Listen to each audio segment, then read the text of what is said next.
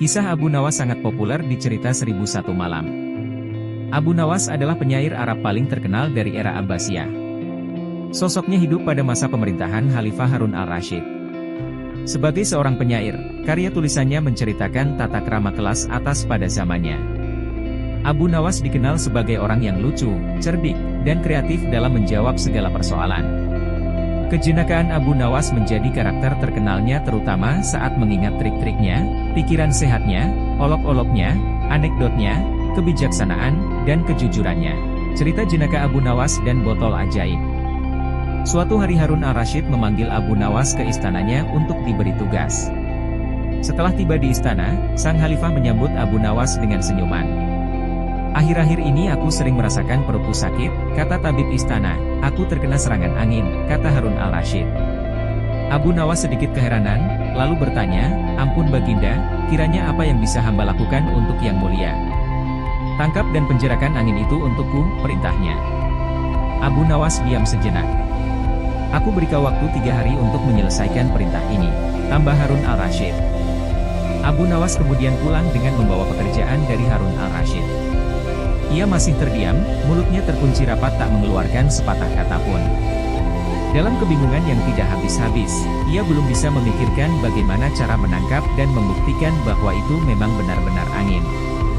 Menurutnya, hanya anginlah satu-satunya benda aneh yang tidak berwarna dan tidak bisa dilihat seperti halnya air, yang masih bisa diindera.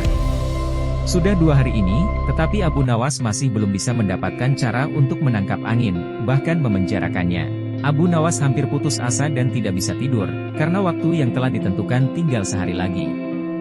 Ia mondar-mandir memikirkan cara, tiba-tiba ia tersadar dan berkata kepada dirinya sendiri, "Bukankah jin itu tidak terlihat?" Ia berjingkrak dan menyiapkan alat-alat yang dibutuhkan dan berjalan menuju istana kemudian menyerahkan sebuah botol kepada raja. "Mana angin itu, Abu Nawas?" tanya Harun al-Rasyid. "Ada di dalam, Yang Mulia," jawab Abu Nawas. "Benarkah? Aku tidak melihat apa-apa," kata sang khalifah. "Ampun Baginda, angin tidak bisa dilihat. Tetapi jika tuanku ingin tahu angin, tutup botol tersebut harus dibuka terlebih dahulu," jawab Abu Nawas. Setelah tutup botol itu dibuka, Harun al-Rasyid mencium bau busuk. Dengan marah ia berkata kepada Abu Nawas, "Bau apa ini, Abu Nawas?" "Ampun Baginda, tadi hamba buang angin lalu hamba masukkan ke dalam botol tersebut. Karena takut angin yang hamba masukkan itu keluar, maka hamba memenjarakannya dengan menyumbat botol dan menutupnya," kata Abu Nawas dengan sangat ketakutan. Tapi, Harun al-Rasyid tidak jadi marah, karena apa yang dikatakan Abu Nawas memang masuk akal. Dan begitulah, ia selamat dan sang khalifah pun memberikannya hadiah. Cerita jenaka Abu Nawas menjual raja.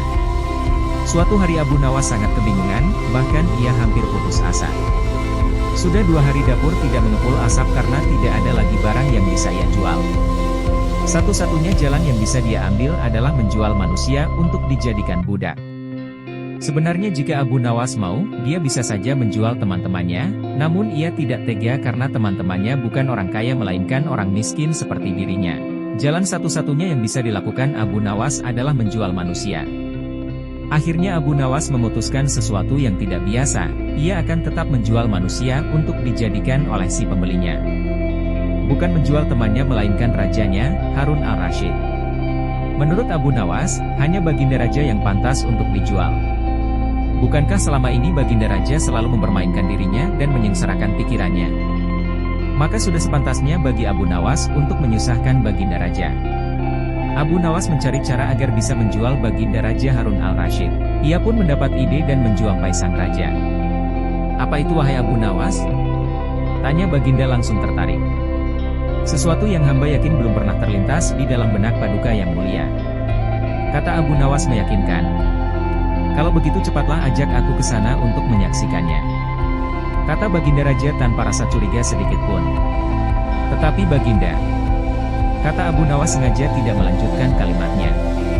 "Tetapi apa?" tanya Baginda tidak sabar.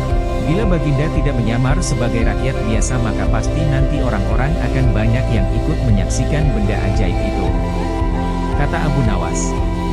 Karena memiliki keinginan besar dan rasa penasaran yang begitu besar, Baginda Raja bersedia menyamar menjadi rakyat biasa. Melihat penyamaran sang raja berhasil, Abu Nawas dan Baginda Raja berangkat menuju ke sebuah hutan. Setibanya di sana, Abu Nawas mengajak Baginda Raja mendekati sebuah pohon besar dan rindang. Ia pun meminta sang raja untuk menunggu.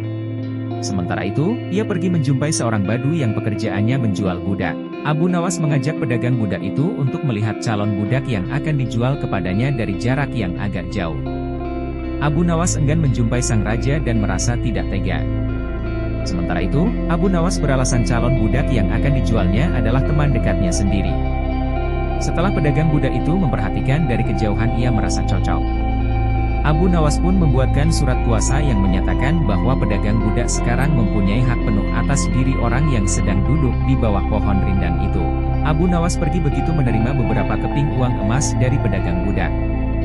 Baginda Raja masih menunggu Abu Nawas di bawah pohon rindang tersebut, sampai tibalah pedagang budak menghampiri dirinya.